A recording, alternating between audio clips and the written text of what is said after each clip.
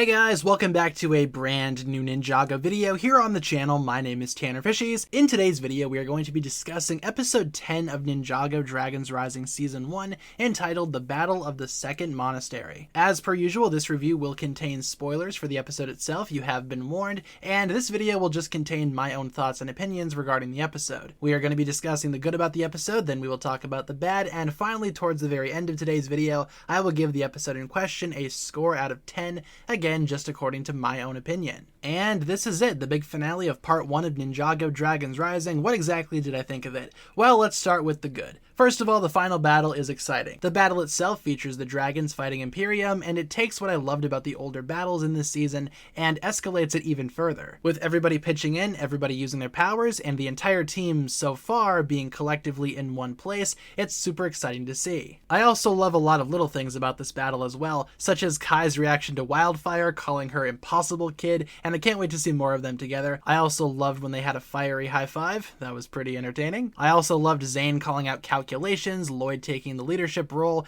and of course Nia being as headstrong as always. Sora and Aaron have their own thing going on in this episode, and Sora does confront Dr. LaRoe again, and Dr. LaRoe proposes an interesting point. Are they both using dragons for their power? Sora is just using them to increase her own power, while Dr. LaRoe and Imperium are using them for actual power. I really liked that conversation. I thought that was an interesting perspective, and it ultimately culminates in Sora accepting the responsibility for her powers. And speaking of Dr. LaRoe, once again, loved her. I thought she was super intimidating, and honestly, she's a little bit more intimidating than Empress Beatrix. Not really sure how to feel about that, but she does do a good job at becoming a villain. Also, speaking of Beatrix, I thought she was great too. Super powerful, just not in terms of raw power, but in presence. You definitely feel when she's around, and she provides an interesting presence to the series. I just thought she was an awesome addition to Ninjago Dragons Rising. Looking forward to seeing more of her in part 2. I also really enjoyed the Lord Ras versus Aaron and Sora battle. Ras's plans also intrigue me, and I really like him as a character.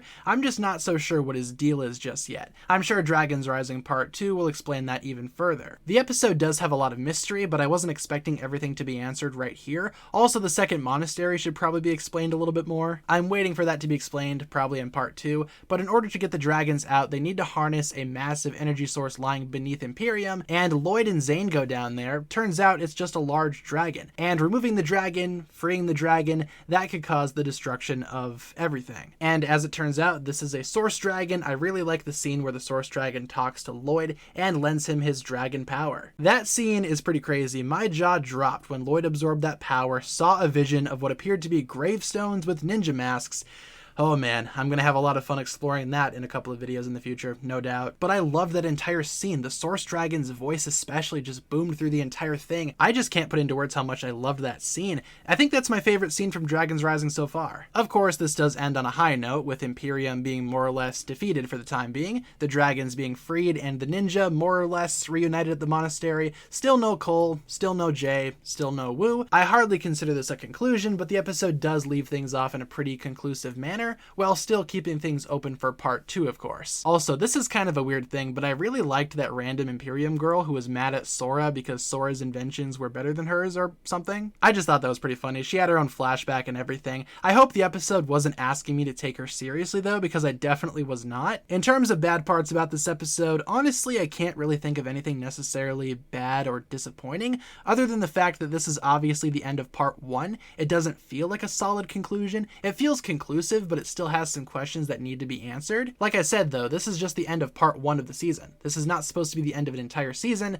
so I'm okay with that. In terms of this episode by itself, I think I'm gonna give it a 10 out of 10, just because I couldn't really find anything to fault, and I really enjoyed this finale, all things considered. Overall guys, I am super intrigued for part 2, and I plan on making a whole video discussing my thoughts on part 1 as an entirety, so feel free to stick around for that. Otherwise, at this point in time, I have reviewed every single episode of Ninjago Dragons Rising so far. Feel free to go back and check out my previous reviews if you want to hear my thoughts on any specific episode, and hopefully you guys enjoyed this one. Leave all your thoughts down below regarding the finale of Ninjago Dragons Rising Part 1, and of course I hope you guys enjoyed today's upload. If you guys did, feel free to like and subscribe, do all that fun stuff, and I will talk to you guys again very, very soon.